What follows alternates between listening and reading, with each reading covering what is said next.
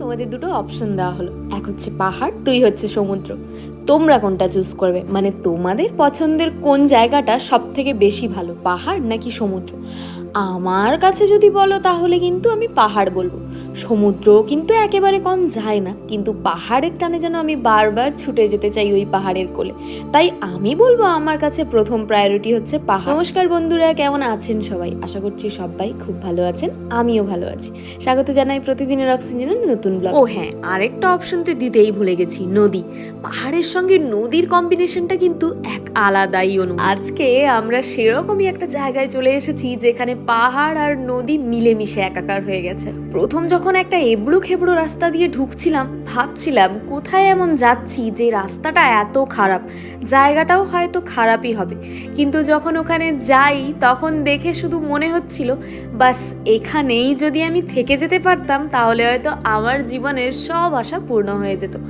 আমরা আজকে চলে এসেছিলাম লিংথাম ইয়াংসেল রিভার রিট্রিটে। এই জায়গাটার বর্ণনা তোমাদের কাছে যতটাই দিই না কেন ততটাই যেন কম হয়। আমাদের আস্তে আস্তে প্রায় সন্ধে হয়ে গেছিল, তাই খাওয়া দাওয়া শেষ করেই আমরা রেস্ট নিতে চলে গেছিলাম।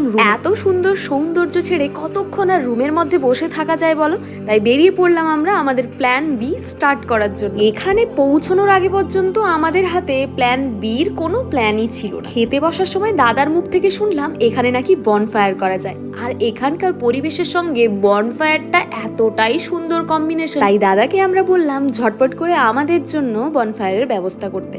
দাদা কিছুক্ষণের মধ্যেই আমাদের জন্য সেই চটজলদি ব্যবস্থাটা করে দিয়েছিল। তবে বনফায়ার করতে গেলে 2000 টাকা পে করতে হবে, তার আরো বেশি হতে পারে যদি লোক সংখ্যা বেশি হয়। শুধু ভাবো, ওই ঠান্ডায় খোলা আকাশের নিচে বসে বনফায়ারের রোস্ট চিকেন খেতে খেতে আড্ডা, এই সন্ধ্যের মুহূর্তটা এক অনন্য রূপ নিয়েছিল।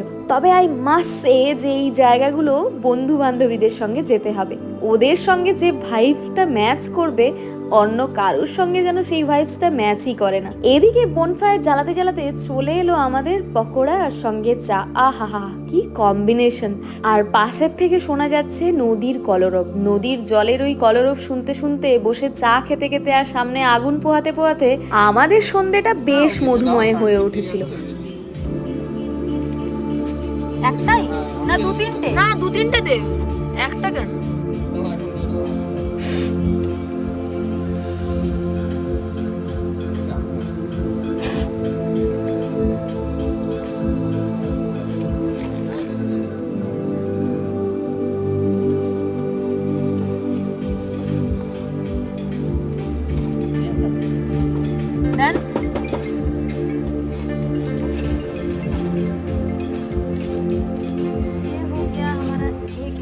ফাইনালি শুরু হতে চলেছে আমাদের চিকেন রোস্ট, আর সেই কাজটা করতে শুরু করেছি আমি। বেশিরভাগ জায়গাতেই হোটেলের যারা থাকেন তারাই কিন্তু এই চিকেন রোস্টটা করে দেন, কিন্তু নিজের হাতে চিকেন রোস্ট করা আর ওনারা করে দেওয়ার মধ্যে অনেক পার্থক্য। এদিকে মোটামুটি আমি আর আমার বোন শুরু করে দিয়েছি নাচানাচি। এত সুন্দর বক্স চলছে, মানে মিউজিক চলছে, সেখানে আমরা দুজন নাচ করবো না এটা তো কখনোই হয় না। তবে বোন ছিল বলে আমাদের এনজয়মেন্টটা যেন আরো দ্বিগুণ হয়ে উঠেছিল। তবে এখানে আসার পর আমার দিদিদের আমরা ভীষণ মিস করছিলাম। ওরা যদি আসতো তাহলে আমাদের আনন্দটা আরো দ্বিগুণ হয়ে যেত। ওদিকে নাচ করতে করতে দেখি এদিকে প্রায় চিকেন রোস্টটা হয়ে এসেছে। এরপরের আবার চিকেনগুলো রোস্ট করতে দিতে হবে। এখানে বসে আছেন আমার হাজবেন্ড, আমাদের ড্রাইভার দাদা আর শুভ, এই ইয়াংসেল রিভার রিট্রিটের ওনারই বলতে পারেন।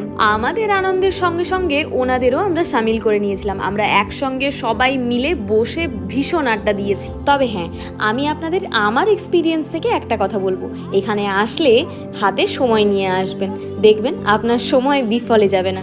আমরা এত কম সময়ের মধ্যে এসে এত শান্তি পেয়েছি যে এখান থেকে যেতেই ইচ্ছে করছিল না।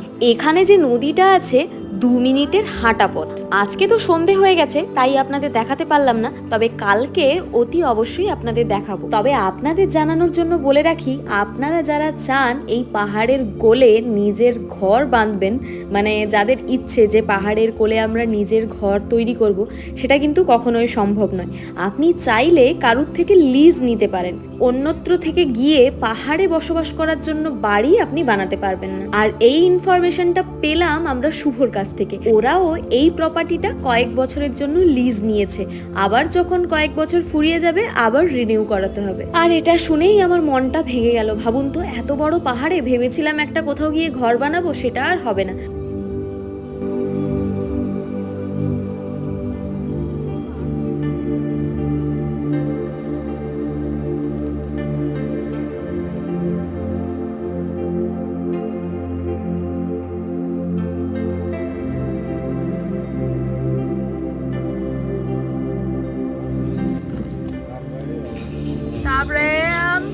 अभी हमारा बारबेक्यू हो रही है।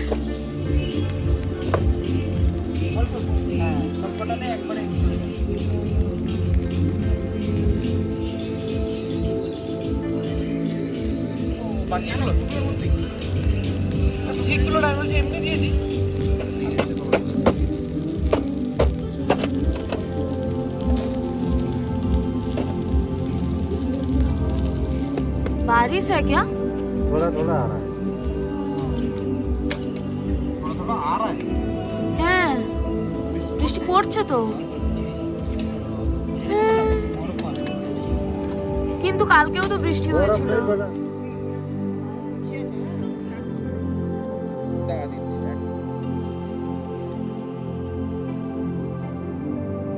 ফাইনালি চলে এসেছিল আমাদের সামনে আমাদের রোস্টেড চিকেন, আর সেটা দেখে যথারীতি আমরা নিজেদের লোভ সামলাতে পারিনি, আমরাও শুরু করেছিলাম খাওয়া দাওয়া।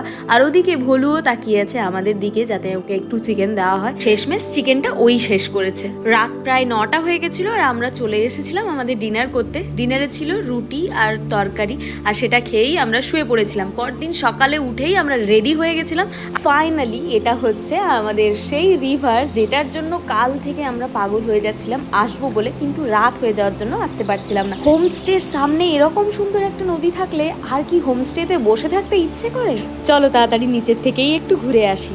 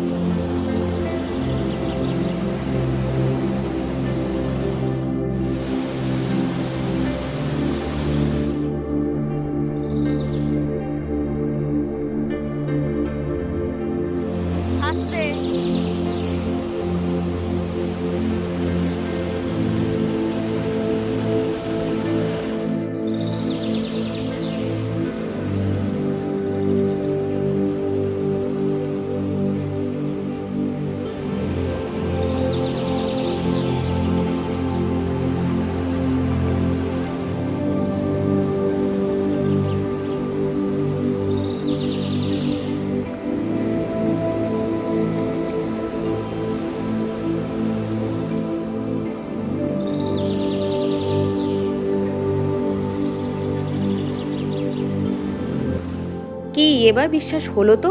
আমার কথা মিললো তো? তাহলে আর দেরি কিসের, চলে এসো এখানে আর এসে এখানকার সৌন্দর্য খুব ভালোভাবে উপভোগ করো। আমাদের তো এবার ফিরতেই হবে, কারণ অনেকটা দেরি হয়ে যাচ্ছে। এরপর যদি আমরা লেট করি তাহলে হয়তো জ্যামে ফেসে যাব।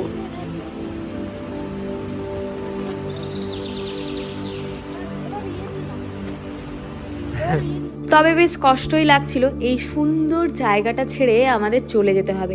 একটা দিন যদি থাকতে পারতাম আরো বেশি শান্তি পেতাম। তবে তোমরা যদি পাহাড়ে কোনো সময় ফুল দেখতে চাও, পাহাড়ে কিন্তু অনেক ধরনের ফুল হয়, সেটা যদি দেখতে চাও তাহলে কিন্তু এপ্রিলের দিকে আসতে হবে। আর যদি বরফ দেখতে চাও তাহলে তো ওটা নভেম্বর ডিসেম্বরের দিকে আসতেই হবে। আর এটা ছিল আমাদের সেই সুন্দর ব্যালকনি, যেটাতে আমরা দাঁড়িয়ে অনেক ফটোও তুলেছি, ভিডিও করেছি আর অনেক মজা করেছি। ব্যালকনি টপকে কিভাবে যেতে হয়, একটা ব্যালকনি থাকলে কি যে সুবিধা থাকে। এই দেখুন, এই দেখুন, এই দেখুন, এই দেখুন। ব্রেকফাস্টেও ছিল রুটি আলু মটরের তরকারি, আর সেটা খেয়ে আমরা বেরিয়ে পড়েছিলাম আমাদের যাত্রাপথে। আজকে আমাদের ট্রিপের লাস্ট দিন, আমাদের ট্রেন আছে রাতে, আমরা এনজিপি থেকেই ট্রেন ধরবো। এখান থেকে এনজিপি প্রায় 3 থেকে 4 ঘন্টার রাস্তা, তাই আমরা তাড়াতাড়ি রওনা দিয়ে দিয়েছিলাম।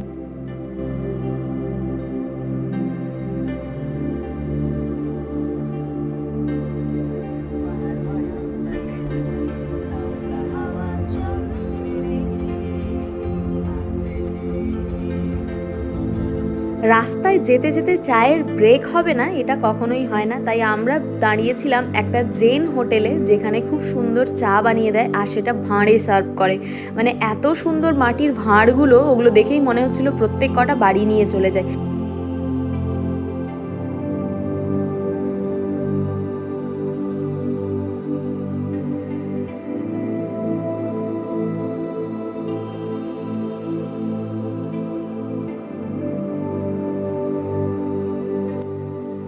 সকাল গড়িয়ে দুপুর হতে চললো, আর আমরা এখানে দাঁড়িয়ে পড়েছিলাম লাঞ্চ করার জন্য।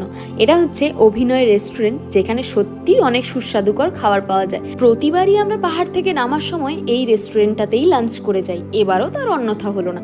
আমার বর্মশাই আবার বিরিয়ানি লাভার, ওনার আবার বিরিয়ানি ছাড়া চলে না। তবে এখানকার বিরিয়ানিটা অত খাস ছিল না। আমার রেকমেন্ডে ছিল জিরা রাইস, সঙ্গে হচ্ছে পনিরের তরকারি, সেটাও বর্মশাই খেতে ছাড়লেন না। তবে জানেন তো, এত লোভ দিয়েছে বর্মশাই, সঙ্গে সঙ্গে আমার পেটটাই খারাপ হয়ে গেল। বর বলে কথা, কিছু কি আর বলা যায়। আচ্ছা, আপনারা কারা কারা এই ভিডিওটা দেখছেন, যারা এখনো এই চ্যানেলটাকে সাবস্ক্রাইব করছেন না, আরে তাড়াতাড়ি সাবস্ক্রাইব করে ফেলুন, আর পাশে থাকা বেল আইকনটিও কিন্তু ক্লিক করে দেবেন, যাতে পরবর্তী আপডেটসগুলো আপনাদের পেতে অসুবিধে না হয়। আর ভিডিওটি যদি ভালো লেগে থাকে তাহলে লাইক কমেন্ট শেয়ার তো করতেই হবে। আজকের ভিডিওটা এখানেই শেষ করলাম। নিজেদের যত্ন নেবেন, ভালো থাকবেন, টাটা।